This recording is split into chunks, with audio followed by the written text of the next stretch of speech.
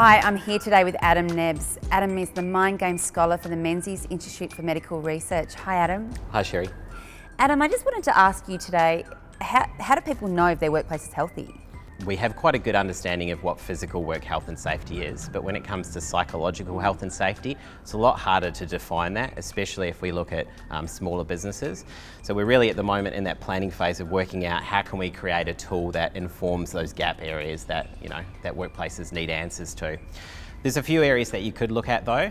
The first is, if you look at your workplace, how open is it to talking about mental health?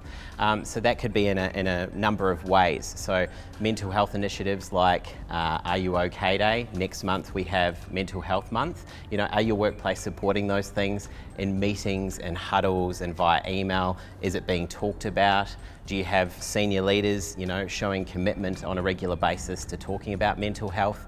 That's a really important starting place.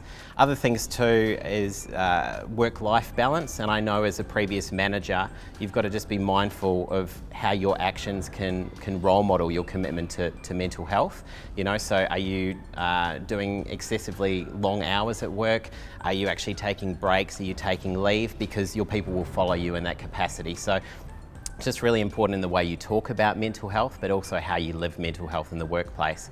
Then there's also a lot of data around it, but as I said, the data is only as good as the culture, where the data's coming from. So things like your rates of turnover, we know that 91% of the working population surveyed said that workplaces that care about their mental health, they're more likely to stay there. So it's really important you look at your turnover data, you look at your exit surveys and get an understanding, are people leaving your workplace because they don't think it's mentally healthy? Other things like absenteeism data, and again, that's really important in that people will only be as honest as they feel comfortable. So it's important to understand when looking at that data, are people calling in because of the mental health of the workplace? Other things as well would be workers' compensation data. So we know that claims for mental illness have actually increased by 15% from when Safe Work Australia did it many years ago. We also know it's the leading workers' compensation disease claim, which is some really scary figures there.